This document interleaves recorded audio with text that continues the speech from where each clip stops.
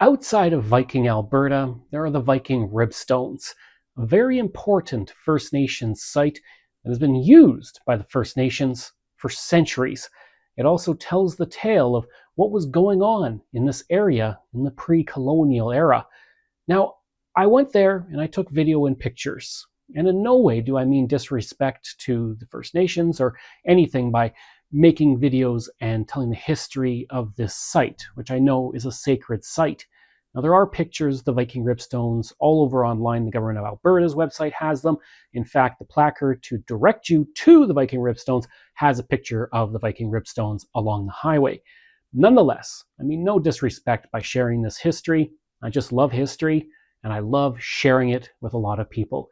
So let's learn more about the Viking Ribstones. These stones were deposited here thousands of years ago, probably by a glacier that was retreating to the north during the last ice age. The First Nations actually carved ribs into these ribstones to represent the bison, and there's little pot marks in the stones, possibly to represent arrows going into the bison, although there is a theory that these stones have been carved to look like a meteorite that fell far to the south that was very important to the local First Nations.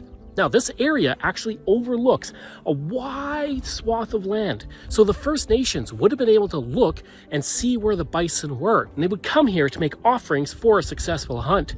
These ribstones were carved so long ago, probably long before Europeans ever came to this area.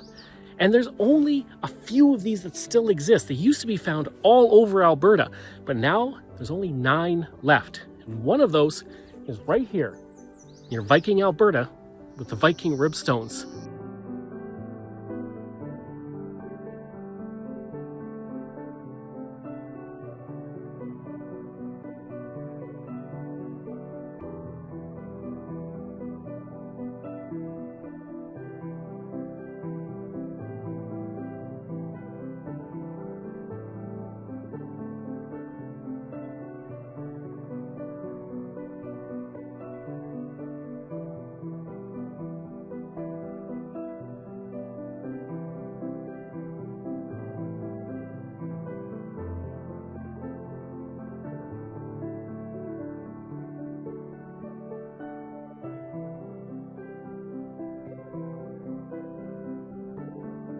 Among the items that are left at the Viking Ribstones includes fabric. In fact, there's fabric all through these trees, and it's been left here over years as a sign of remembrance and a sign of respect, and showing the strong link that the First Nations still have to this area and to the Viking Ribstones that represent such an important part of the local Indigenous past.